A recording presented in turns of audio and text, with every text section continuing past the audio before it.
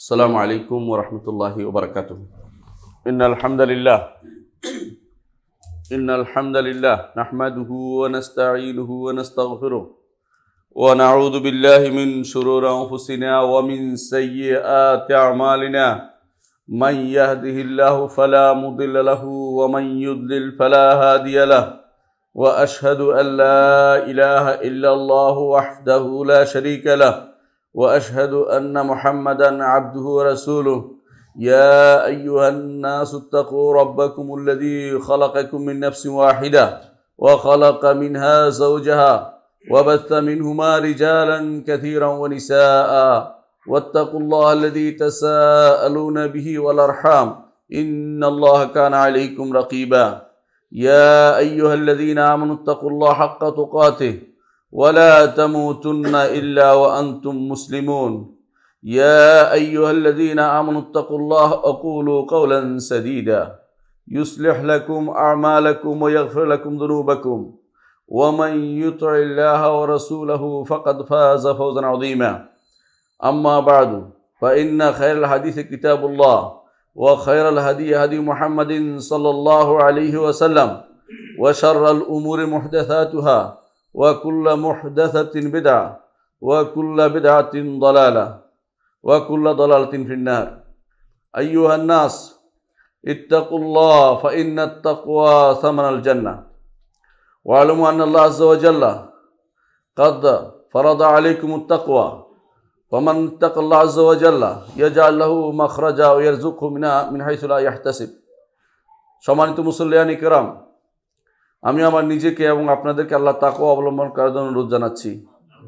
যেই তাকওয়া অবলম্বন করলে আল্লাহর কাছে আমরা নাজাত পেতে পারবো, জান্নাতের অধিকারী হতে পারবো। তাকওয়া অবলম্বন করলে দুনিয়াতেও আমরা বিপদ আপদ থেকে উদ্ধার করবেন আল্লাহ তাআলা বলে দিয়েছেন, এবং এমন রিজিক দিবেন যা কেউ কোনোদিন ধারণাও করতে পারেনি। সুতরাং তাকওয়া অবলম্বন করা হচ্ছে আউয়াল ওয়াসিয়াতুল আউয়ালিন ওয়াল আখিরিন। আগের এবং পরে সবার জন্য এই ওসিয়তটি আল্লাহ তাআলা করেছেন, এবং নবী রাসূলগণ সবসময় তাকওয়ার ওসিয়ত করেছেন।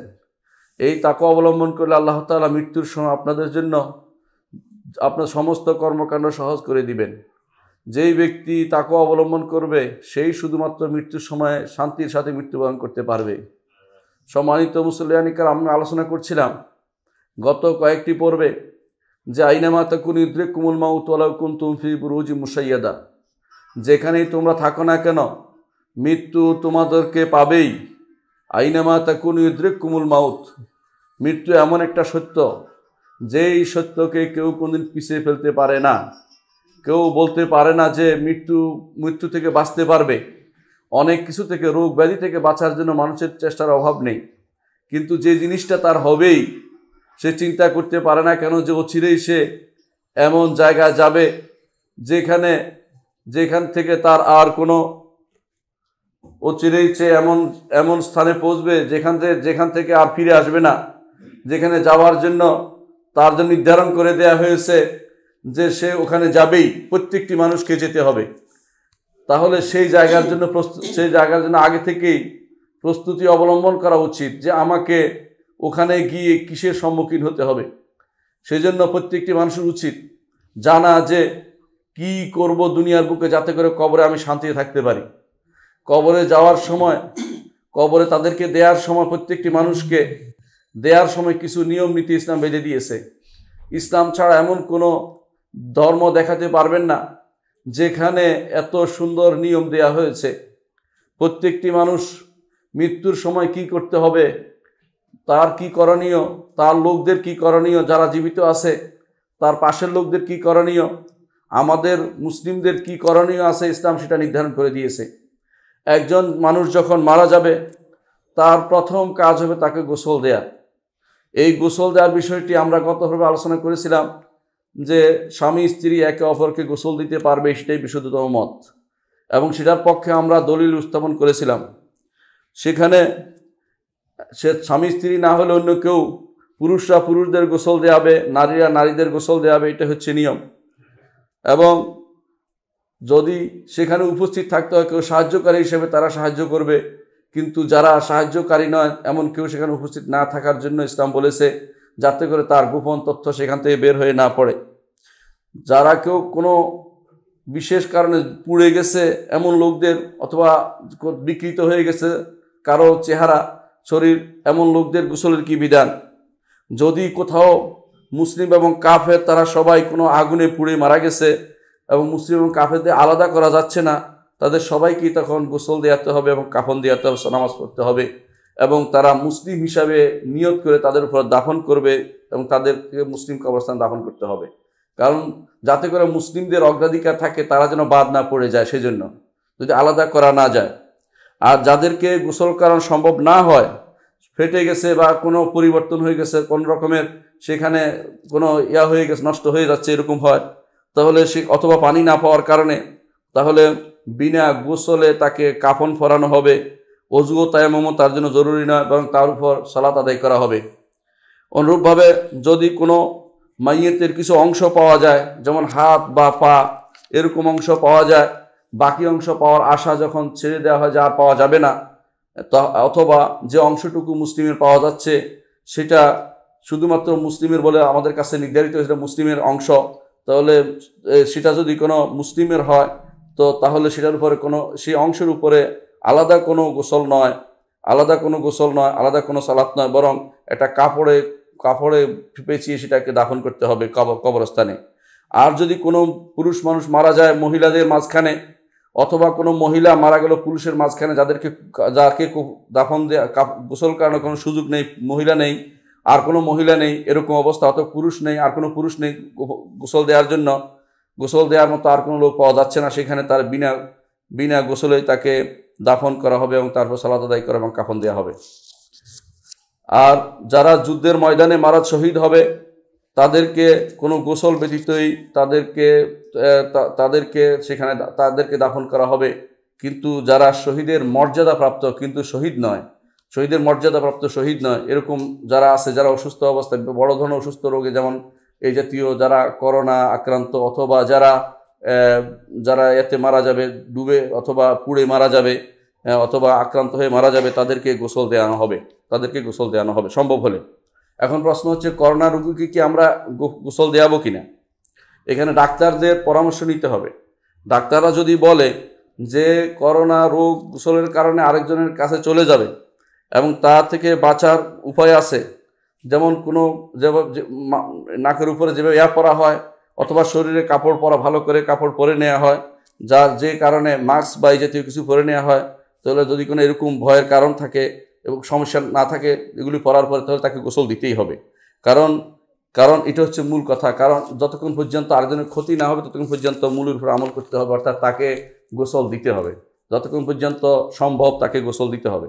আর যদি কেউ বলে যে কোথাও এরকম অবস্থা সৃষ্টি হয় যে তাকে যে কোনোভাবেই তাকে স্পর্শ করলেই তার যে গোসল দিবে তার গায়ে চলে আসবে রোগ ব্যাধি, তাহলে সেই গোসল দেওয়া তখন আর ফরজ থাকবে না, বিনা গোসলে তাকে দাফন করা যাবে, এতে কোনো গুনাহ হবে না। কিন্তু তাকে কি তায়াম্মুম করানো হবে? বিশুদ্ধ মতে কেউ তায়াম্মুমের কথা বলেছেন, কিন্তু তায়াম্মুমের ব্যাপারে কোনো সহি হাদিস নেই, এই জন্য আমরা সেটার উপর আমল করি না। এই জন্য যদি সম্ভব হয় তার উপরে পানি মারতে হবে দূর দিক থেকে, যদি কোনো সম্ভব পানি মেরে তাকে গোসলের ব্যবস্থাপনা করতে হবে, তারপর কাফন দেওয়াতে হবে। আর যদি কোনো প্লাস্টিকের মড়িয়ে তাকে তারপরে কাপড় পরানো যায়, যাতে করে কারো যিনি গোসল দেওয়াবেন তার গায়ে কোনো না আসে, রোগ ব্যাধি না আসে, তাহলে সেটাও করা যাবে, সেটাতে শরীয়তে নিষেধাজ্ঞা নেই। আর যদি কোনো মাইয়েতকে এ অবস্থায় সহ কাপড় সহ এবং প্লাস্টিক সহ দাফন করা হয়, সেটা তো কোনো সমস্যা নেই, কারণ যাতে করে কারো কাছে সেই রোগ ব্যাধি না আসে। এই করোনার মৃত রোগীকে কয়েকজন মিলে জানাজা পড়তে পারবে, একা কেউ জানাজা পড়তে পারবে, এতে কোনো সমস্যা না। অথবা যারা দূরে আছে তারা গায়েবী জানাজাও পড়তে পারবে যদি তাদের অভিভাবক হয়ে থাকে। কিছুদিন আগ পর্যন্ত এই ভয়টা অত্যন্ত প্রবল ছিল, ধীরে ধীরে মানুষের কাছে এটা এখন অনেকটা গা শোয়া হয়ে গেছে। কিন্তু গা শোয়া হলেও শরীয়তের বিধান কিন্তু আমাদেরকে জানতে হবে। যদি কোথাও এটা বেশি প্রবল আকারে দেখা দেয়, যখন ইউরোপের দেশগুলোতে, সেখানে সেটা মহামারী আকারে দেখা দিয়েছে, সেখানে এই অবস্থা অবলম্বন করতে হবে। আর যেখানে সেটা স্বাভাবিক পর্যায়ে রয়েছে, সহনীয় পর্যায়ে, এবং সেখানে সাধারণত বিভিন্ন রকম ব্যবস্থা গ্রহণের কারণে এবং মানুষের শরীরে না আসার সম্ভাবনা থাকে, সেখানে অবশ্যই তাকে গোসল দিতে হবে এবং কাফন দিতে হবে এবং দাফনের ব্যবস্থাপনা করতে হবে। যে সমস্ত বাচ্চা মায়ের পেট থেকে বেরিয়ে আসে মরা অবস্থায় তাদের কি বিধান, তাদের কি গোসল দিতে হবে কিনা? মায়ের পেট থেকে যে সমস্ত বাচ্চা বেরিয়ে আসে তার দুই অবস্থা, একটি হচ্ছে যে জীবিত অথবা মৃত বের হয়েছে কিন্তু মরে গেছে, পরিপূর্ণ তার মানবীয় আকার রয়েছে, মানুষের আকার তার মধ্যে রয়েছে, একে গোসল দিতে হবে এবং কাফন দিতে হবে, সালাত আদায় করতে হবে এবং দাফন করতে হবে। এবং তার মা সে এটার কারণ, এই বাচ্চার কারণে সে ইদ্যত অর্থাৎ সে নুফাসা হিসেবে গণ্য হবে, অর্থাৎ 40 দিন পর্যন্ত তার কোনো সালাতের হুকুম থাকবে না। সেটা ওই যেই বাচ্চা বেরিয়ে আসছে সময়ের আগে বেরিয়ে আসছে কিন্তু মারা গেছে, সেটা আর যদি এমন হয় যে বেরিয়ে আসছে কিন্তু তাকে মানুষের সুরতে দেখা যাচ্ছে না, মানুষের সুরত পরিপূর্ণতা লাভ করেনি, তো তাকে মাটি চাপা দিতে হবে, গোসল কাফন সালাত কোনোটাই তার উপর আদায় করা হবে না। কিন্তু তার মাও নুফাসা অর্থাৎ তার মাও নিফাসের অর্থাৎ 40 দিন পর্যন্ত সালাত বন্ধ করার হুকুমের ভিতরে পড়বে না। যদি সে রক্ত দেখে এই রক্ত তার রোগের রক্ত হিসেবে ধরে একবার শুধু গোসল করবে, এতে তার জন্য যথেষ্ট হয়ে যাবে।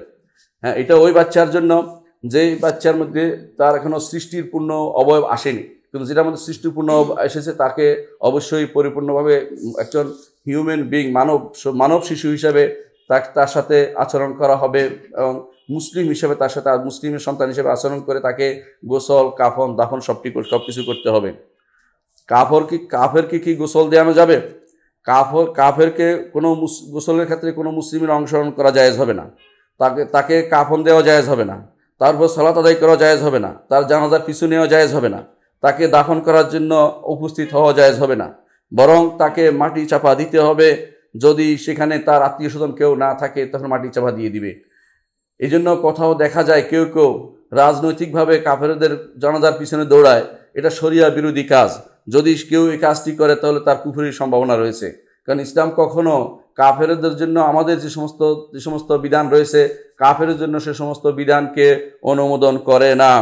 অনুরূপভাবে কোনো মুসলিমের কাফের যে সমস্ত ওয়ারিশ রয়েছে, কাফের মুসলিমের ওয়ারিশ যদি কোনো মুসলিমের যদি কাফের ওয়ারিশ থাকে তারাও মুসলিমের জানাজার পিছনে চলতে পারবে না এবং মুসলিমের জানাজা হাজির হইতে পারবে না। ইসলাম সেটা অনুমোদন করে না। কিভাবে গোসল দেয়াবেন? প্রথমে তাকে একটা চৌকির উপর রাখবেন বা কিছুর উপর রাখবেন, উঁচু কিছুর উপরে। তারপর তার লজ্জাস্থান ঢেকে দিবেন, তা কাপড় থেকে আলাদা করবেন, মাথাটাকে একটু উঠাবেন, বসার মতো করে উঠাবেন এবং পেটকে আস্তে আলতো করে পেটকে বিভিন্ন করবেন, চিপবেন যাতে করে তার পেটের ভিতরে যা আছে তা বেরিয়ে যায় এবং তারপরে পানি ঢেলে দিবেন জোর করে। একটি তেনা নিয়ে ন্যাকড়া নিয়ে তার লজ্জাস্থান এবং যেখানে পায়খানা বের হওয়ার সম্ভাবনা আছে সেখানে ভালো করে পরিষ্কার করে দিবেন। তারপর তার গোসলের নিয়ত করবেন, আপনি যিনি গোসল দেওয়ার নিয়ত করবেন এবং তাকে অজুর মতো সুন্নত মোতাবেক অজু করাবেন, সলাতের অজুর মতো হাতে কাপড় নিয়ে সুন্দর করে তাকে অজুর মতো করিয়ে দিবেন। আর যদি তবে তার নাকের ভিতরে পানি ঢুকাবেন না বা মুখের ভিতরে পানি ঢুকাবেন না, বরং ভিজা আঙ্গুল নাকের ভিতরে মুখের ভিতরে ঢুকিয়ে দিবেন। তারপর পানি এবং সাবুনের পানি অথবা বড়ই পাতার পানি সেটা তার মাথা দিয়ে ঢালবেন, তার দাড়ির মধ্যে ঢালবেন, তার ডান দিকে তার ঘাড়ের দিক থেকে ডান দিকে ঢাকবেন পা পর্যন্ত, অনুরূপ বাম দিকেও ঢাকবেন পা পর্যন্ত। এটাই হচ্ছে গোসলের নিয়ম। তারপর তাকে বাম দিকে উঠাবেন, বাম দিক থেকে উঠে তাকে তার ডান দিকের উপরে বাম দিকে কাত করবেন এবং ডান দিকে পানি দিবেন। তারপর বাম দিকে কাত করবেন, ডান দিকে পানি দিবেন, ডান দিকে কাত করে বাম দিকে পানি দিবেন। প্রথমে বাম দিকে পানি দিবেন, তারপর ডান দিকে পানি দিবেন, সেভাবে তাকে ধোয়াবেন। তারপর তৃতীয়বার প্রথম গোসলের মতো করাবেন। এইভাবে যতক্ষণ পর্যন্ত দেখেন যে তার পরিচ্ছন্ন হয়নি ততক্ষণ পর্যন্ত করতে পারবেন, তবে বেজোড় সংখ্যক যেন হয়।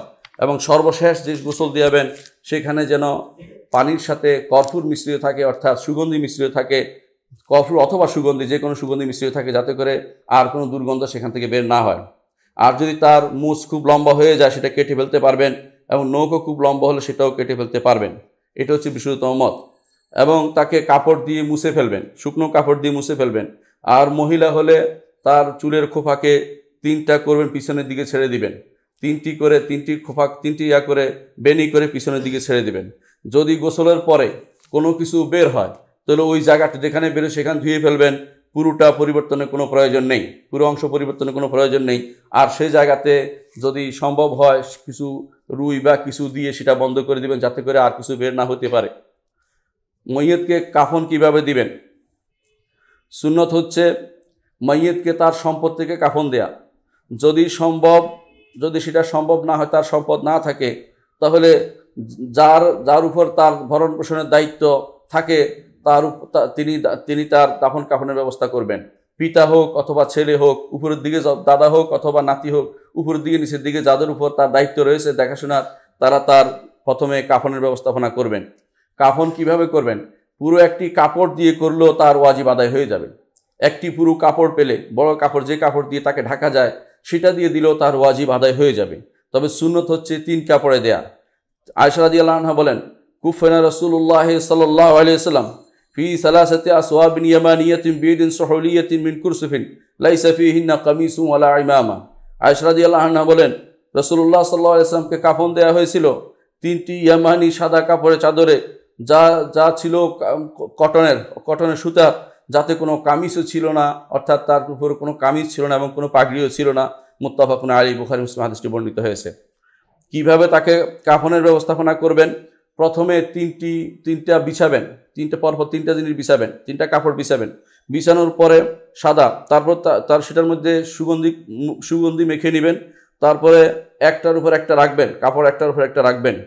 হ্যাঁ, তারপরে এই প্রত্যেকটার মধ্যে সুগন্ধি আবার লাগাবেন। সবশেষে মইয়তকে এটার উপর শোয়াবেন, তার পিঠের উপরে শোয়াবেন। শোয়ানোর পরে তাকে প্রথমে তার পিছনের অংশে সেখানে সুগন্ধি লাগাবেন। তারপর তার উপরে একটা কাপড় দিবেন, তার শরীরে যেখানে লজ্জাস্থানের এলাকা, সেই এলাকাতে একটা কাপড় দিয়ে ছোট সেলোয়ারের মতো সেটা দিয়ে সে ঢেকে দিবেন। তারপর সে সারা শরীরে আতর লাগাবে, সুগন্ধি লাগাবেন। তারপর তাকে সেটা ডান পাশ দিয়ে উঠে বাম পাশ থেকে উঠে ডান পাশে উঠে ধরবেন, এবং বাম পাশ দিয়ে উঠে ডান পাশে উঠে ধরবেন, অর্থাৎ এদিকে উঠাবেন ওদিকে উঠাবেন, উঠে তাকে পূর্ণ করবেন। তারপর দ্বিতীয়টি এভাবে উঠাবেন, একদিকে উঠাকে আবার এদিকে উঠাবেন। তারপর তৃতীয়টি এভাবে উঠাবেন। উঠানোর পরে তারপর যেটা বাড়তি যদি থাকে কোনো কিছু, সেটা তার মাথার দিকে আসবে অথবা পায়ের দিকে যাবে, সেভাবে রাখবেন। তারপর পেটের উপর দিয়ে একটা বাঁধ দিবেন, যাতে করে সেটা বের না হয়ে যায়, শরীর যেন ছেড়ে না দেয়, এরকম বাঁধে রাখবেন।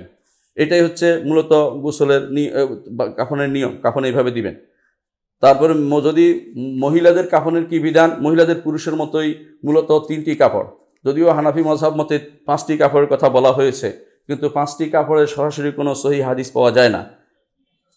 যারা যুদ্ধের ময়দানে শহীদ হবে তাদেরকে তাদের যেই কাপড়ে যুদ্ধের ময়দান, অর্থাৎ যেটা ইসলামিক যুদ্ধ, যেটা আল্লাহর দ্বীনকে বুলন্দ করার জন্য যারা জিহাদ করবে, তাদেরকে তাদের সেই কাপড়েই তাদেরকে দাফন করতে হবে, কাফন পরাতে হবে, যেই কাপড়টি তার পরনে ছিল, তার পরিধানে ছিল, এবং সেটাকে ধোয়া হবে না। মুস্তাহাব হচ্ছে যদি সম্ভব হয় তার উপরে একটি বড় কাপড় দিয়ে তাকে ঢেকে দেয়া, যেটা তার জন্য তাকে ঢেকে রাখবে, এমন একটি কাপড় দিয়ে তাকে, পরিপূর্ণ একটি কাপড় দিয়ে তাকে ঢেকে দেয়া, অতিরিক্ত একটি কাপড়, ওই কাপড়ের উপর দিয়ে যেটা তার গায়ে ছিল এটার উপরে আরেকটি কাপড় দিবেন। আর মুহরিম যিনি হজের এহরাম অথবা উমরার এহরামে যারা অবস্থান করবে, তাদের জন্য তারা কিভাবে এহরাম করবে? হাদিসে এসেছে রাসূলুল্লাহ সাল্লাল্লাহু আলাইহি ওয়াসাল্লাম তিনি আরাফার ময়দানে ছিলেন, এমন সময় এক ব্যক্তি তার বাহন থেকে পড়ে মারা যায়। রাসূলুল্লাহ সাল্লাল্লাহু আলাইহি ওয়াসাল্লাম বললেন যে তাকে তোমরা কোনো সুগন্ধি লাগাবে না, তার মুখ ঢাকবে না, এবং তাকে সে কিয়ামতের দিন এইভাবে সে উঠবে, তালবিয়া পড়তে পড়তে হাসরের মাঠে উঠবে। এই জন্য যে ব্যক্তি হজ অথবা উমরার এহরামে মারা যাবে, তাকে গোসল দেয়া হবে সাবন দিয়ে এবং পানি দিয়ে, সুগন্ধিযুক্ত নয়, এরকম সাবন দিয়ে এবং পানি দিয়ে। আর কিন্তু তাকে কোনো সুগন্ধি লাগানো যাবে না, তাকে কোনো সিলাই কাপড় পরানো যাবে না, তার মাথা ঢাকা যাবে না যদি পুরুষ হয়, কিন্তু মহিলা হলে তার ঢাকতে হবে। এবং তাকে তার যে দুটি কাপড় তার পরিধানে ছিল, এই 2টি কাপড়েই তার জন্য কাফন দাফনের ব্যবস্থা করতে হবে, অতিরিক্ত কাপড় ব্যবহার করা যাবে না। এটাই হচ্ছে মুহররমের ব্যাপারে কাফনের এবং কাফনের সুন্নত এটা। এখন আমি আলোচনা করতে চাই কিভাবে সালাত আদায় করতে হবে মাইয়িতের উপরে। প্রথমেই জেনে রাখা দরকার মাইয়িতের উপরে সালাত আদায় করা ফরজে কিফায়া।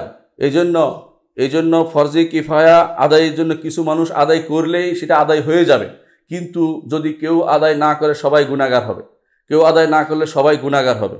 এই জন্য দূর দূরান্তে কোথাও যদি কোনো বিমান অ্যাক্সিডেন্ট করে বিমান মারা যায়, বিমানে লোক মারা যায়, আত্মীয় স্বজন উপরে দায়িত্ব হচ্ছে তার জন্য সালাতুল জানাজার ব্যবস্থাপনা করা, তার দায়িত্ব সেটা, নাহলে তারা গুনাহগার হবে। যারা ওলিউল আমর আছে, রাষ্ট্রপ্রধান এবং অথবা তাদের প্রতিনিধি বা যারা মারা গেছে তাদের প্রতিনিধি যারা আছে, তাদের দায়িত্ব হচ্ছে তাদের জন্য সালাতুল জানাজার ব্যবস্থাপনা করা। সালাতুল জানাতে বেশি লোক হওয়া মুস্তাহাব, তবে বেশি লোক কোনো আলামত নয় যে তিনি বড় আল্লাহর ওলি, এটা যেন কেউ চিন্তা ভাবনা না করে। হ্যাঁ, কখনো কখনো শত্রুদের বিরুদ্ধে, অর্থাৎ আল্লাহর দ্বীনের বিরুদ্ধে যারা শত্রু আছে তাদের শত্রুদের বিরুদ্ধে প্রমাণ হওয়ার জন্য অনেক সময় জানাজাকে ধরা হয়, যে জানাজা হচ্ছে এই আহলুস সুন্নাত ওয়াল জামাতের পরিচয়, যে তাদের অনুসারী অনেক বেশি, এটা প্রমাণ হিসেবে ধরা হয়। যেমন ইবনে তাইমিয়া রাহমাতুল্লাহ আলাইহির জানাজার সময় বহু মানুষ হাজির হয়েছিল এবং আহমদ ইবনে হাম্বল রাহিমাহুল্লাহ জানাজার সময় বহু লোক হাজির হয়েছিল। কিন্তু তাই বলে সবসময় জানাজায় বেশি লোক হাজির হওয়ার অর্থ এই নয় যে তারাই আল্লাহর ওলি, এরকম চিন্তা করার কোনো কারণ নেই। কারণ দেখা গেছে ইতিহাসে এমন লোক মারা গেছে, সাঈদ ইবনে মুসাইয়িব বা সাঈদ ইবনে জুবাইর, যারা মারা গেছে তাদের জানাজাতে হাতে গোনা কয়েকজন লোক হয়েছিল, কিন্তু তারা হচ্ছেন সাইয়্যিদুত তাবেঈন বলা হয় সাঈদ ইবনে জুবাইরকে, কারণ তিনি ছিলেন সত্যিকার অর্থেই ইবনে আব্বাস রাদিয়াল্লাহু আনহুর ছাত্র, এবং ইতিহাসে তিনি ফকিহ এবং মুফাসসির এবং মুহাদ্দিস হিসেবে সবার কাছে সুবিদিত। কিন্তু তাই বলে বেশি লোক হওয়াটা অবশ্যই মুস্তাহাব, এতে কোনো সন্দেহ নেই। কারণ রাসূলুল্লাহ সাল্লাল্লাহু আলাইহি ওয়াসাল্লাম বলেছেন, মা মিন রাজুলিন মুসলিমিন ইয়ামুতু ফায়াকুমু আলা জানাজাতিহি 40 রাজুলান লা ইউশরিকুনা বিল্লাহি শাইআন ইল্লা শাফাআহুমুল্লাহু ফি। রাসূলুল্লাহ সাল্লাল্লাহু আলাইহি ওয়াসাল্লাম বলেছেন, কোনো মুসলিম যখন মারা যায় তার জানাজাতে যদি 24 জন লোক একত্রিত হয়, 40 জন লোক একত্রিত হয় যারা আল্লাহর সাথে শরীক করেনি, অর্থাৎ এমন লোক যারা আল্লাহর সাথে শরীক করেনি, এমন 40 জন লোক যদি থাকে, তাহলে আল্লাহ তাআলা তাদের সুপারিশ কবুল করবেন। অর্থাৎ সুপারিশ হতো তাদেরকে দোয়া করছেন, আল্লাহুম্মা গফির লাহু ওয়ারহামহু, তাকে আল্লাহ ক্ষমা করে দাও, তুমি একর ওয়াসের মুদ খালাও, তার ইয়া বাড়িয়ে দাও, কবর প্রশস্ত করে দাও, দোয়া করছেন, দোয়াগুলো আল্লাহ তাআলা কবুল করবেন। এটা হচ্ছে যারা ওদের জন্য, যারা আল্লাহর সাথে কাউকে শরীক করে না। ইনশাআল্লাহ আমাদের সমস্ত মসজিদগুলো আছে এবং আমাদের সমস্ত জায়গাগুলো আছে যেখানে আমাদের সহিহ আকীদার সমস্ত বিদ্যাপীঠগুলো আছে, সেগুলোতে যে সমস্ত জানাজা হয় সেখানে আল্লাহর সাথে শরীক করে না এমন লোকরাই বেশি, আলহামদুলিল্লাহ। কিন্তু দেখা যায় অনেক জায়গাতে সেখানে শিরকি লোকেরাই বেশি, সেখানে তাদের দোয়া তো আল্লাহর দরবারে কবুল হচ্ছে না। সুতরাং আমাদের চিন্তা করা উচিত অথবা ওসিয়ত করা যাওয়া উচিত যে এমন জায়গা যেন আমাদের জানাজাগুলি হয় যেখানে সহিহ লোকদের বসবাস থাকে, সহিহ লোকরা সালাত আদায় করবে আপনার উপর। দ্বিতীয়ত, মাইয়িতের উপর জানাজা কিভাবে হবে? যে ব্যক্তি জানাজা দিবে তিনি আগে অজু করবেন, অজু করে তিনি কেবলামুখী হবেন, মাইয়িতকে তার এবং কেবলার মাঝখানে রাখবেন, মাইয়িতের মাথা রাখবেন ডান দিকে বাম দিকে, দুই দিকে রাখা যায়, অনেকে এটা নিয়ে চিন্তা করে এদিকে রাখবেন ওইদিকে রাখবে, দুইটাই রাখা কোনো সমস্যা নেই। মূল জিনিস হচ্ছে কি করতে হবে, ইমাম দাঁড়াবে পুরুষের মাথা বরাবর এবং নারীর মাঝ বরাবর, এটাই হচ্ছে সুন্নাহ। অনেকে এটা নিয়ে আবার ঝগড়া করে, এটা ঝগড়া করবে না, এটা হচ্ছে সুন্নাহ, এটা হাদিস দ্বারা প্রমাণিত হয়েছে। আর 4 তাকবীর দিবে, যদি কোনোদিন আহলে ইলম হয়, আলেমে দ্বীন হয়, তাহলে বেশি তাকবীর দেওয়া জায়েজ আছে। রাসূলুল্লাহ সাল্লাল্লাহু আলাইহি ওয়াসাল্লাম কখনো কখনো বেশি তাকবীর দিয়েছেন।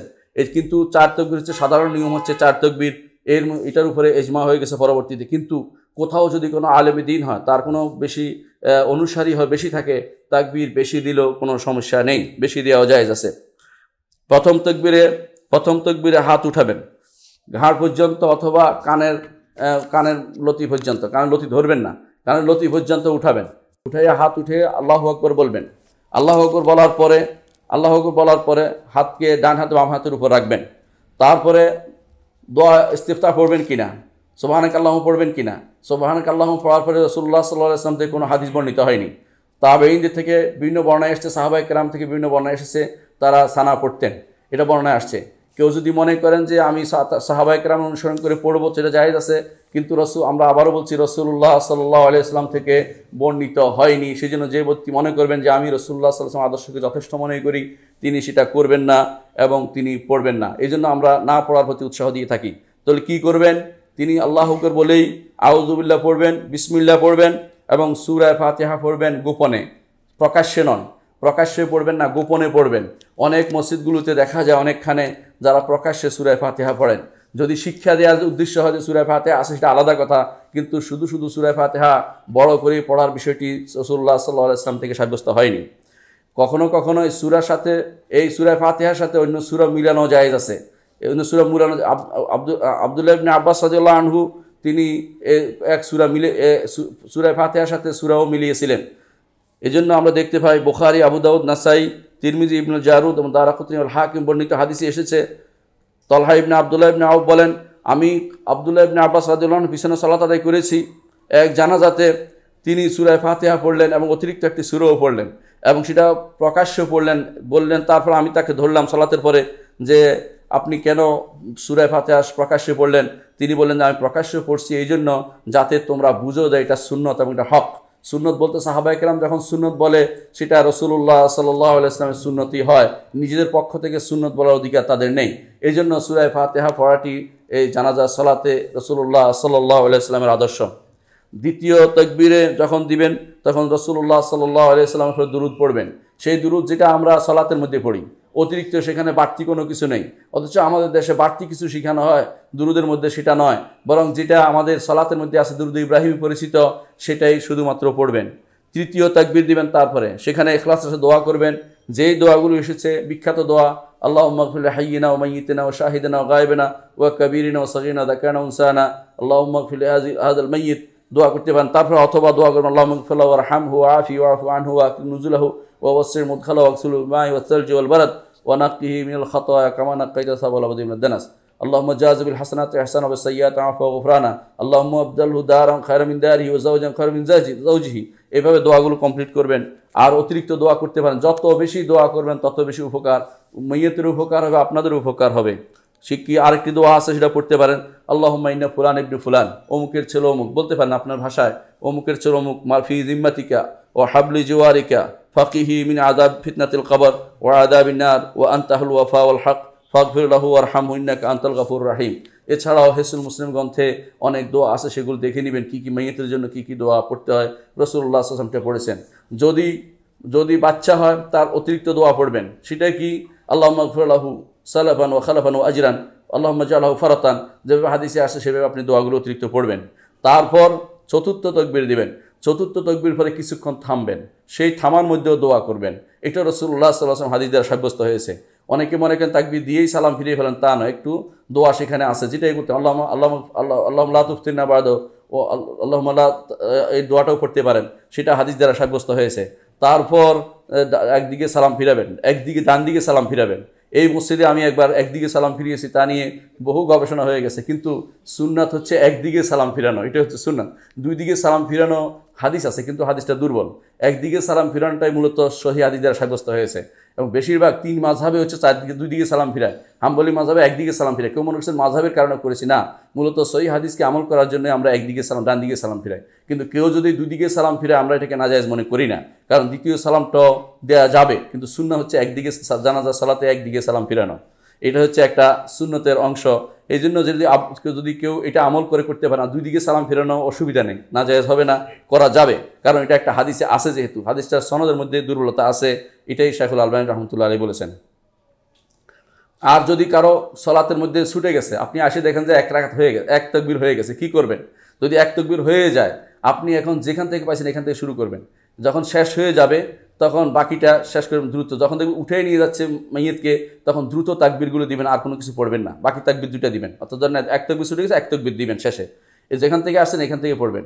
আর যদি দেখেন যে মাইয়িত অপেক্ষা করছে, তাহলে আপনি ইমামের সালাম ফিরানোর পর আপনি বাকি দুইটা তাকবীর দোয়া সহ সব কিছু শেষ করে আপনি তখন সালাম ফিরাবেন। তো এটা হচ্ছে যদি আপনার কোনো ছুটে যায় সেটার নিয়ম। আশা করি বিষয়টা বুঝতে পারছেন। পরবর্তী এমন যে তাকবীরুল রফিয়াদান করবেন কিনা, অনেকে এটা নিয়ে ঝগড়া করে থাকেন। রফিয়াদাইন প্রথম তাকবীরের সময় হচ্ছে সুন্নাত, এতে কোনো সন্দেহ নেই। প্রথম তাকবীর আল্লাহু আকবার, তাকবীর ইফতিতাহ যেটাকে বলা হয়, তাকবীর তাহরিমা, এটা সময় অবশ্যই সুন্নাত, এটা করবেন। পরবর্তীগুলোতে সাহাবায়ে কেরামের কেউ কেউ করেছেন প্রমাণিত হয়েছে, কেউ করেননি প্রমাণিত হয়েছে, কিন্তু রাসূলুল্লাহ সাল্লাল্লাহু আলাইহি ওয়াসাল্লাম থেকে সরাসরি কোনো নস নেই বিধায় এই জন্য না করাটাই উত্তম। কিন্তু যদি কেউ করে তার বিরোধিতা করবেন না, এই জন্য, কারণ সাহাবায়ে কেরামের মধ্যে কেউ কেউ এই সময় রফিয়াদান করেছেন, প্রমাণিত হয়েছে। জানাজার সামনে সফ কিভাবে দাঁড়াবেন, জানাজার সামনে আমাদের সফ কিভাবে হবে জানাজার সামনে? সুন্নত হচ্ছে মইয়তের উপর 3 কাতার যেন সালাত আদায় করে, এটা সুন্নত। রাসূলুল্লাহ সাল্লাল্লাহু আলাইহি ওয়াসাল্লাম সাহাবায়ে কেরাম 3 কাতার করেছেন, বিভিন্ন বর্ণনা সেটা এসেছে। অনুরূপভাবে জানাজা যদি কোনো অনেকগুলো জানাজা একত্রিত হয় কীভাবে সালাত আদায় করবেন? অনেকগুলো জানাজা একত্র হলে ইমামের সামনে থাকবে পুরুষরা, তারপরে থাকবে বাচ্চারা, তারপরে থাকবে মেয়েরা একটু দূরে অবস্থান রাখবেন এবং সেখানে তিনি দাঁড়াবেন। যদি আলাদা আলাদা একই সালাত দিয়ে সবগুলি আদায় হয়ে যাবে, তখন আপনার ওই জমিরের মধ্যে আলাদা করতে হবে। জমির কি আল্লাহুম্মা গফির লাহুম ওয়া আফিহিম ওয়া আফু আনহুম ওয়া আকরিম নুজুলাহুম বলতে পারবেন। এগুলি বলা যদি ব্যক্তি আরবি বুঝে, আর যে ব্যক্তি আরবি বুঝে না তার নিয়তের কারণে বহু বছর না বললেও তার নিয়তের কারণে তা আদায় হয়ে যাবে, কোনো সমস্যা নেই। আর যে ব্যক্তি আর যদি আলাদা আলাদা করে সালাত আদায় করতে চান তাও জায়েজ আছে, কোনো সমস্যা নেই, কিন্তু একসাথে আদায় করলেও আদায় হয়ে যাবে, এটা আমরা বলতে চাচ্ছি। সেজন্য প্রথমে রাখবেন পুরুষ, তারপরে বাচ্চাদের, তারপরে মেয়েদের রাখবেন দূরে। শহীদের উপরে কোনো জানাজা হবে কিনা? শহীদদের উপরে জানাজা হওয়াটা যিনি দায়িত্বে প্রাপ্ত আছেন তার উপর নির্ভরশীল। ইচ্ছা করলে তিনি জানাজা পড়বেন, ইচ্ছা করলে তিনি জানাজা পড়বেন না, দুইটাই শরীয়তে অনুমোদিত, কোনো সমস্যা নেই। কারণ রাসূলুল্লাহ সাল্লাল্লাহু আলাইহি ওয়াসাল্লাম কখনো পড়েছেন, কখনো পড়েন নাই, দুইটাই আমরা দেখতে পাই। এই জন্য আর যারা শহীদের হুকুমের মধ্যে আছেন, যেমন ডুবন্ত হয়ে মারা গেছেন বা পুড়ে মারা গেছেন বা অসুস্থ, যে রোগে অসুস্থ হয়ে শহীদের হুকুমের ভিতরে পড়ে, সেই রোগ মাবতুন যারা, তাদের বিধান কি? তাদেরকে অবশ্যই জানাজা পড়তে হবে, তাদের উপর অবশ্যই জানাজা পড়তে হবে। জানাজা কাদের উপর পড়া যাবে? প্রথমত মুসলিম যে নেককার বদকার তাদের উপর জানাজা পড়া যাবে, এতে কোনো সন্দেহ নেই। কিন্তু যেই ব্যক্তি সালাত ত্যাগকারী, জীবনে সালাত আদায় করেছে কিনা আপনি জানেন না, অথবা আপনার জানা নেই, তাহলে তার উপরে জানাজা পড়া যাবে না, কারণ সে ইমানদার নয়। যে সালাত আদায়কারী সার্বক্ষণিক সালাত আদায় করেই যাচ্ছে, এ লোক ইমানদার হতে পারে না। ওই সময় যারা যুবক বয়সে এই সমস্ত অনেকে যারা সালাত আদায় করে নাই, এই অবস্থায় মারা গেছে, তাদের উপর কোনো জানাজা পড়া যাবে না। অনুরূপভাবে যে ব্যক্তি নিজেকে হত্যা করেছে তার বিধান কি? আত্মহত্যাকারীর বিধান কি? অথবা সরকারি সম্পদ চুরি করে মারা গেছে তার বিধান কি? অথবা বেদাতি কিন্তু কাফের নয়, তার বিধান কি? তাদের উপর সালাত পড়া যাবে। তবে যিনি ভালো আলেম অথবা যিনি বিখ্যাত কোনো ব্যক্তি, তার উচিত হবে তাদের উপর সালাত আদায় না করা, যাতে করে তারা এই সমস্ত কাজ থেকে বিরত থাকে। এই জন্য আত্মহত্যাকারীর উপরে কোনো ভালো আলেম সালাত আদায় করবেন, সাধারণ মানুষরা সালাত আদায় করে তাকে দাফন করে ফেলবেন। অনুরূপভাবে যারা সরকারি সম্পদ চুরি করে লক্ষ লক্ষ টাকা মেরে দিয়ে তারা মারা গেছেন, এদের উপরে জানাজা পড়ার জন্য আপনারা আলেমদেরকে টেনে আনবেন না, সাধারণ মানুষ দিয়ে কোনো রকম সেটা কাজটা সারিয়ে দিবেন। অনুরূপভাবে যারা বেদাত করে বেদাতি বলে পরিচিত, তাদের জন্য জানাজা দেওয়ার জন্য বড় আলেমদেরকে দাওয়াত দেওয়ার কোনো প্রয়োজন নেই। যাদের উপরে হদ কায়েম করা হয়েছে, শরীয়তের বিধান কায়েম করা হয়েছে, কেসাস অথবা রাজম কায়েম করা হয়েছে, তাদের গোসল দেওয়া যাবে এবং তাদের উপর জানাজা আদায় করা হবে, সবাই আদায় করবেন। রাসূলুল্লাহ সাল্লাল্লাহু আলাইহি ওয়াসাল্লাম তাদের জানাজা পড়েছেন, সেই জন্য সেখানে আর কোনো বাদ নেই, সবাই সেটা আদায় করতে পারবেন। হাদিসে আছে রাসূলুল্লাহ সাল্লাল্লাহু আলাইহি ওয়াসাল্লামের সময় এক লোক নিজেকে আত্মহত্যা করেছিল ছুরি দিয়ে, রাসূলুল্লাহ সাল্লাল্লাহু আলাইহি ওয়াসাল্লামের কাছে নিয়ে আসা হয়েছে। রাসূলুল্লাহ সাল্লাল্লাহু আলাইহি ওয়াসাল্লাম তার উপর জানাজা পড়েননি, বোঝায়, কিন্তু সাহাবায়ে কেরাম পড়েছেন। রাসূল বলেছেন সাল্লু আলাইহি, তোমরা পড়ো। সাহাবায়ে কেরাম পড়ে তাকে জানাজা দাফন করে দিয়েছে। এর অর্থ হচ্ছে বিখ্যাত ব্যক্তিরা তার জানাজা অংশগ্রহণ করবে না, যারা আত্মহত্যা করবে। আর যে বাচ্চা 4 মাস অতিক্রান্ত হয়েছে এবং তার সৃষ্টি স্পষ্ট হয়েছে মানুষ, সেই বাচ্চা যদি দুনিয়াতে এসে যায়, তার উপর জানাজা পড়া যাবে এবং তাকে মুসলিমদের কবরস্থানে দাফন করা হবে। জানাজা পড়া হবে মুসলিমদের কবরস্থানে। বাচ্চা স্পষ্ট হয়ে গেছে, মানুষের সুরত এসে গেছে। এটা আগেকার সময় 4 মাস বলা হতো, বর্তমানে ডাক্তাররা বলে যে 1 মাস পরেই তার মানুষের সুরত চলে আসে। অর্থাৎ মানুষের সুরতটা হলো বড় কথা, কয় মাস বড় কথা না। যখন মানুষের সুরত প্রমাণিত হবে কোনো বাচ্চার, সেটার উপরে সেটাকে গোসল দেওয়া হবে, সেটাকে সেটাকে কাপড় পাবে, সে গোসল পাবে, দাফন পাবে এবং সে তার সালাতও পাবে, কোনো সমস্যা নেই সেটাতে। একদম দাফন করার কি ফজিলত রয়েছে, সালাত জানাজার কি ফজিলত রয়েছে? সুন্নত হচ্ছে সালাতুল জানাজার পিছনে চলা, ঈমান এবং সওয়াবের আশায়, আল্লাহর উপর ঈমান রেখে, রাসূলুল্লাহ সাল্লাল্লাহু আলাইহি ওয়াসাল্লাম ঈমান রেখে এবং সওয়াবের আশা করে যতক্ষণ পর্যন্ত না তার উপর সালাত আদায় করা হচ্ছে এবং যতক্ষণ পর্যন্ত তাকে দাফন করা হচ্ছে, পুরো সময়টা তার সাথে থাকা হচ্ছে সুন্নত। এবং এর সওয়াব কি, এটা করবে কারা? এটা হাদিসে আছে, রাসূলুল্লাহ সাল্লাল্লাহু আলাইহি ওয়াসাল্লাম বলেছেন, মান ইত্তাবা জানাজাতান মুসলিমিন ঈমান ওয়া ইহতিসাবান ওয়া কানা মাআহু হাত্তা ইউসাল্লা আলাইহা ওয়া ইউফরাগা মিন দাফনিহা ফাইন্নাহু ইয়ারজিউ মিন আজবি কিরাতাইন কুল্লু কিরাতিন মিসলা জাবাল উহুদ। রাসূলুল্লাহ সাল্লাল্লাহু আলাইহি ওয়াসাল্লাম বলেছেন, যে কেউ কোনো মৃত মানুষের জানাজার সাথে থাকবে এবং তার উপর সালাত আদায় করবে, তারপর দাফন পর্যন্ত তার সাথে থাকবে, তার জন্য সে 2 কিরাত সওয়াব নিয়ে হাজির হবে। এক একটি কিরাতের ওজন হচ্ছে উহুদ পাহাড়ের মতো।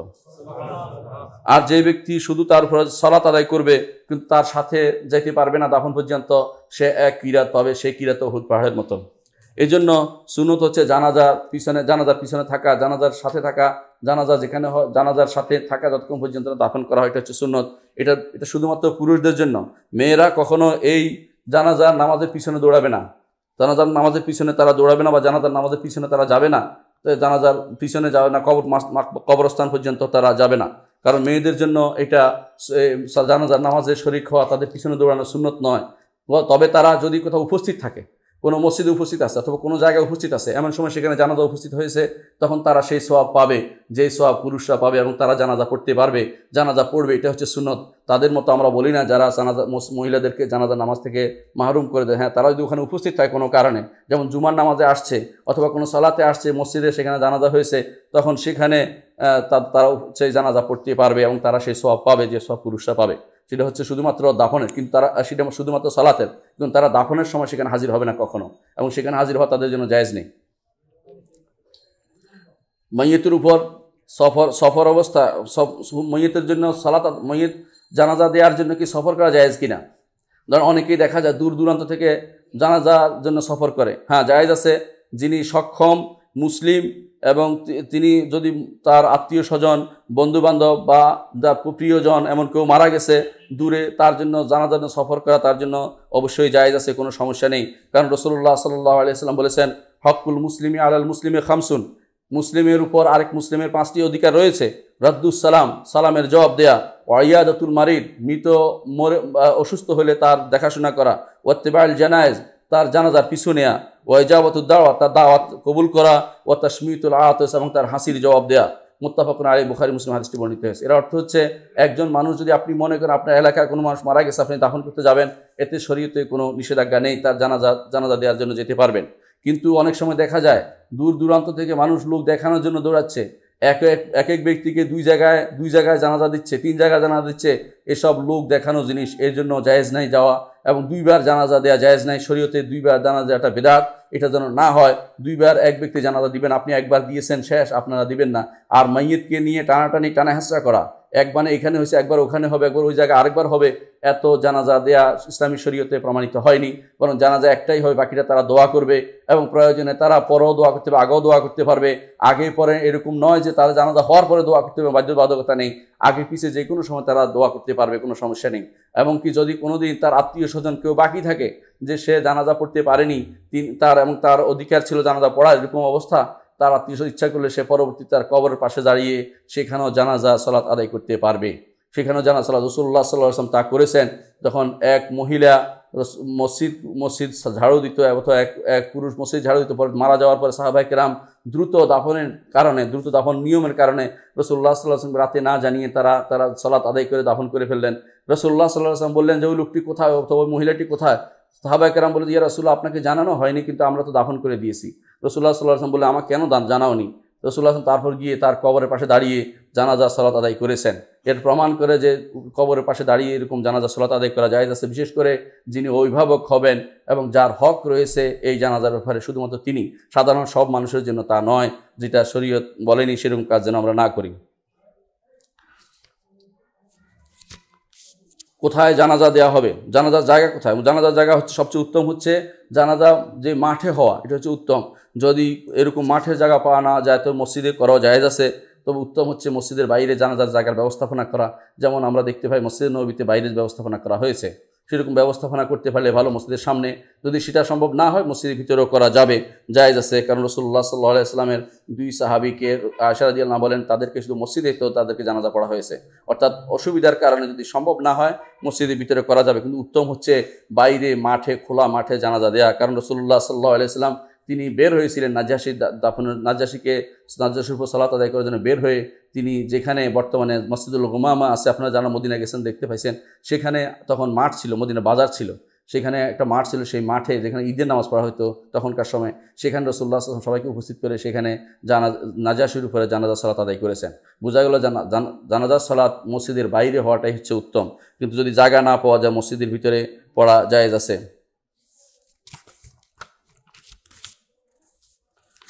গায়েবানা জানাজার হুকুম কি? গায়েবানা জানাজার আমার দেশে অনেকটা হিড়িক পড়ে গেছে, কিছু হলে গায়েবানা জানাজা পড়া হয়।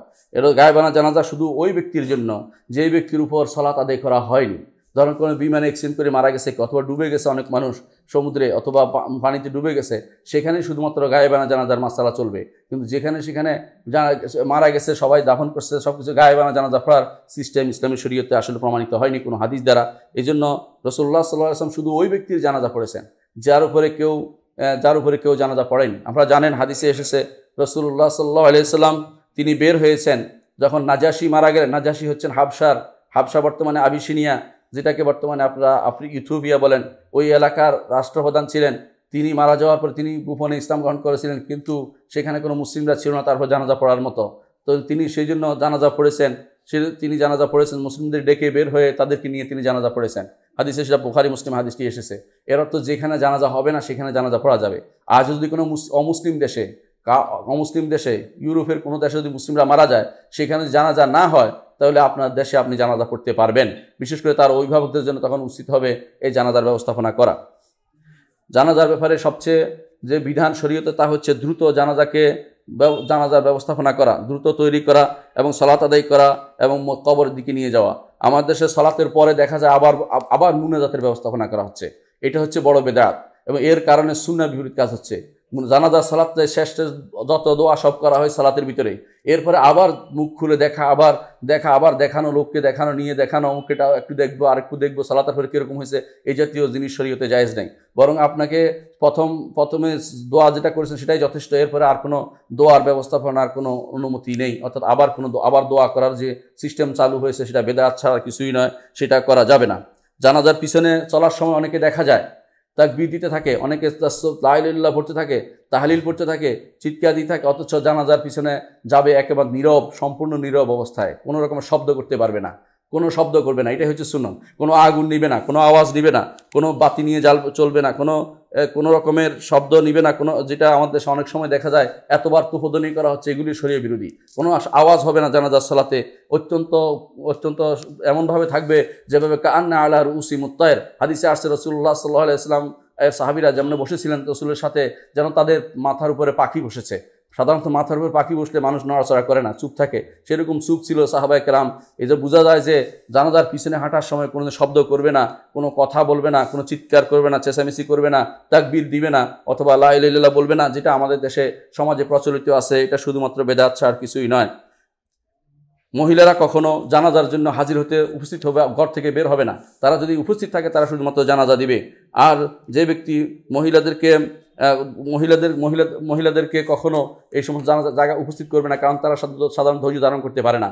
অনেক সময় দেখা যায় মহিলারা পাশের বাড়ির মরা মানুষ দেখার জন্য দৌড়ায়, এটাও জায়েজ নেই, হারাম। যে ব্যক্তি মাহারাম নয় এমন লোককে মহিলাদের দেখা কখনো জায়েজ হবে না। মাহারাম ছাড়া কোনো মানুষকে মহিলা যেমন দেখতে পারবে না, সেরকম মাহরাম ছাড়া এমন নারীকে কোনো পুরুষও দেখা তাদের জন্য কখনো জায়েজ হতে পারে না। অথচ দেখা যায় মানুষ মারা গেলে যেন মানুষ একে অপরকে দেখার জন্য ব্যস্ত হয়ে পড়ে, এটা শরীয়ত অনুমোদিত নয়। মৃত্যুর পরে স্বামী স্ত্রীকে দেখতে পারবে, স্ত্রী স্বামীকে দেখতে পারবে, এটাতে কোনো নিষেধাজ্ঞা নেই। কারণ আমরা আগেই বলেছি যে একে অপরকে গোসল দেওয়াতে পারবে, সুতরাং সেখানে দেখার ব্যাপারে কোনো নিষেধাজ্ঞা নেই। মনে রাখবেন, মানুষ যখন মারা যায়, কবরের দিকে যখন তাকে নিয়ে যাওয়া হয়, তখন সে বলতে থাকে আমাকে কোথায় নিয়ে যাচ্ছ? নেককার হলে বলে আমাকে তাড়াতাড়ি নিয়ে যাও, আর যদি বদকার হয়ে বলে আমাকে কোথায় নিয়ে যাচ্ছ, আমাকে কোথায় নিয়ে যাচ্ছ। সেটা মানুষ, রাসূলুল্লাহ সাল্লাল্লাহু আলাইহি ওয়াসাল্লাম বলেন মানুষ ছাড়া সবাই সেটা শুনতে পায়। মানুষ যদি শুনতো বেহুশ হয়ে যেত, এবং বেহুশ হয়ে যেত। মানুষের আল্লাহ তাআলা সে না শোনার ব্যবস্থা করে দিয়েছেন তার চিৎকার। এই জন্য মৃত ব্যক্তি চিৎকার করতে থাকে আমাকে কোথায় নিয়ে যাচ্ছ। এই জন্য প্রত্যেকে জানা উচিত যে কী আমল আমরা করতে হবে, কী আমল করলে আমরা আখিরাতের প্রতি আগ্রহী থাকবো এবং আখিরাতে যাওয়ার সময় আমাদের চিৎকার আসবে না, সেরকম আমল করে আমাদের জীবন যাপন করতে হবে। আকুলু কাউলি হাযা ওয়া আস্তাগফিরুল্লাহ লি ওয়া লাকুম ওয়া লিসাইরিল মুসলিমিন ফাস্তাগফিরুহু ইন্নাহু হুয়াল গাফুরুর রাহিম। ইন্নাল হামদালিল্লাহ নাহমাদুহু ওয়া নাস্তাঈনুহু ওয়া নাস্তাগফিরুহু ওয়া নাউযু বিল্লাহি মিন শুরুরি আনফুসিনা ওয়া মিন সাইয়্যাতি আ'মালিনা মান ইয়াহদিহিল্লাহু ফালা মুদিল্লা লাহু ওয়া মান ইউদ্লিল ফালা হাদিয়া লাহু ওয়া আশহাদু আল লা ইলাহা ইল্লাল্লাহু ওয়াহদাহু লা শারীকা লাহু ওয়া আশহাদু আন্না মুহাম্মাদান আবদুহু ওয়া রাসূলুহু। আম্মা বা'দ। সম্মানিত মুসলিয়ান ইকরাম, বলছিলাম মৃত্যুর কথা। মৃত্যু দুনিয়ার সমস্ত সম্পর্ক শেষ করে দেয়। আজ অনেক কিছু মানুষ করতে চায়, কিন্তু মৃত্যু যখন আসবে সব কিছু রেখে চলে যেতে হবে। তার বাড়ি ঘর, পরিবার পরিজন, আত্মীয় স্বজন কেউ তার সাথে যাবে না, তার সাথে যাবে শুধুমাত্র আমল। রাসূলুল্লাহ সাল্লাল্লাহু আলাইহি ওয়াসাল্লাম বলেছেন যে রাসূলুল্লাহ সাল্লাল্লাহু আলাইহি ওয়াসাল্লাম বলেছেন, মানুষ যখন মারা যায় তার সাথে শুধুমাত্র 3টি জিনিসে যায়। একটি হচ্ছে তার নেক আমল তার সাথে যাবে, আর কিছু তার সাথে যাবে না। হ্যাঁ, তারপরে কি যোগ হবে সেটা বলা হচ্ছে হাদিসে। তারপরে 3টি জিনিস যোগ, একটা হচ্ছে নেক আমল, সদকা জারিয়া তার সাথে যোগ হয়, অথবা এমন জিনিস যোগ হয় যেটা তার নেক সন্তান কোনো দোয়া করেছে সেটা তার সাথে যোগ হয়, তার সাথে যোগ হয়। অনুরূপভাবে যদি সে কোনো ইলম শিক্ষা দিয়ে থাকে সেটাও তার সাথে মৃত্যুর পর তার সাথে যোগ হবে, আর কোনো কিছু তার সাথে যোগ হয় না। আর মৃত্যুর সাথে তার কিছুই যায় না, তার সাথে শুধু আমলেই যায়। যখন যায় তখন শুধু আমলেই যায়। এই জন্য আপনি যে আমল করেছেন সেটার উপরেই শুধুমাত্র সেটার উপরে আপনি আশাবাদী থাকতে পারেন, কিন্তু আমল যেটা করেন এটার উপর আশাবাদী থাকা আপনার জন্য জায়েজ হবে না। অনেক মানুষ আছে দুনিয়ার বুকে অনেক কিছু করে যায়, সন্তানরা করবে আশায়। সন্তান আপনার জন্য কি করবে সেটা পরের কথা, আপনি কি করে যাচ্ছেন সেটা বড় কথা। চিন্তা করবেন সবসময় যে আমার জন্য আমার কবর আমার আমল দিয়েই আমার পরিপূর্ণ হবে। আমার আমল যদি কোনো সুন্দর হয় কবর আমার আলোকিত হবে, আর আমার আমল খারাপ হলে কবরের মধ্যে সেই কালো ব্যক্তিটি আসবে, যাকে জিজ্ঞাসা করবে তুমি কে, বলছে আমি তোমার খারাপ আমল। আর যে আমল ভালো হয় একটি সুন্দর ব্যক্তি আসবে, তাকে তুমি কে, তোমাকে দেখতে ভালো লাগছে, বলবো আমি তোমার নেক আমল। প্রত্যেকটি মানুষের জন্য নেক আমল করে যাওয়া উচিত, যে আমলের কারণে কবরে আমরা শান্তি পাবো। আলা ওয়াসাল্লু আলা সাইয়্যিদিল বাশারিয়্যা মুহাম্মদ ইবনে আবদুল্লাহ কামা আমারাল্লাহু আযজা ওয়া জাল্লা ফি কিতাবিহি ওয়া থান্না বিমালাইকাতিল মুসাব্বিহাতিল কুদসি ওয়া থাল্লাথা বিকুম আইয়ুহাল মুমিনুন ফাকালা তাআলা মুখবিরা ওয়া আমিরা ইন্নাল্লাহা ওয়া মালাইকাতাহু ইউসাল্লুনা আলান নবী ইয়া আইয়ুহাল্লাযীনা আমানু সাল্লু আলাইহি ওয়া সাল্লিমু তাসলিমা وقال النبي صلى الله عليه وسلم من صلى عليه مرة صلى الله عليه بها عشرا اللهم صل على محمد وعلى آل محمد كما صليت على إبراهيم وعلى آل إبراهيم إنك حميد مجيد اللهم بارك على محمد وعلى آل محمد كما باركت على إبراهيم وعلى آل إبراهيم إنك حميد مجيد اللهم ارض عن الخلفاء الراشدين أبي بكر وعمر وعثمان وعلي وأن سائر الصحابة والتابعين رضوان الله عليهم أجمعين اللهم اغفر لنا ولإخواننا الذين سبقونا بالإيمان ولا تجعل في قلوبنا غلا للذين آمنوا ربنا إنك رؤوف رحيم اللهم انصر المسلمين في كل مكان وأيدهم بتأييدك يا رحمن يا أكرم الأكرمين يا مجيب السائلين يا أرحم الراحمين আল্লাহ মুসলিমদের তুমি সাহায্য করো আল্লাহ, আল্লাহ কাফেরদের তুমি ধ্বংস করো আল্লাহ, আল্লাহ মুসলিমদেরকে কাফেরদের উপর বিজয়ী করো আল্লাহ, আল্লাহ আমাদেরকে তুমি বিজয়ী করো আল্লাহ, আমাদের সন্তানদেরকে তুমি দ্বীনের উপর রাখো আল্লাহ, আল্লাহ আমাদেরকে দ্বীনের উপর রাখো আল্লাহ, আমাদের স্ত্রী মেয়েদেরকে আল্লাহ হিকমত অবলম্বনের তৌফিক দান করো আল্লাহ, তাদেরকে পর্দার উপর থাকার তৌফিক দান করো আল্লাহ, তাদেরকে আমাদের কারোর জন্য ফিতনার কারণ বানিও না আল্লাহ, আমাদের সন্তানদেরকে দ্বীনের উপর বড় করো, আমাদেরকে দ্বীনের উপর বড় করো আল্লাহ, আমাদেরকে মৃত্যুর সময় আমাদের মুখ দিয়ে কালিমাতুল লা ইলাহা ইল্লাল্লাহ জারি করে দিও আল্লাহ, আল্লাহ আমাদের ঈমানের সাথে মরতে পারি তৌফিক দান করো আল্লাহ, আমাদের পরবর্তী কাজ যেন আগে চেয়ে সুন্দর হয় সে তৌফিক আমাদের দান করো আল্লাহ, আল্লাহ আমাদের মৃত্যুর সময় আমাদের কাজ যেন সবচেয়ে ভালো হয়, সবচেয়ে উত্তম কাজের উপর মৃত্যু হয় সে তৌফিক আমাদের দান করো আল্লাহ। আল্লাহুম্মা আগফির ওয়ারহাম আনতা খায়রুর রাহিমিন ইবাদাল্লাহ রাহিমাকুমুল্লাহ ইন্নাল্লাহ ইয়া'মুরু বিল আদলি ওয়াল ইহসান ওয়া ইতা'i যিল কুরবা ওয়া ইয়ানহা আনিল ফাহশা'i ওয়াল মুনকার ওয়াল বাগি ইয়া'যুকুম লা'আল্লাকুম তাযাক্কারুন ওয়া লাযিকরুল্লাহি আকবার ওয়াল্লাহু ইয়া'লামু মা তাসনাউন।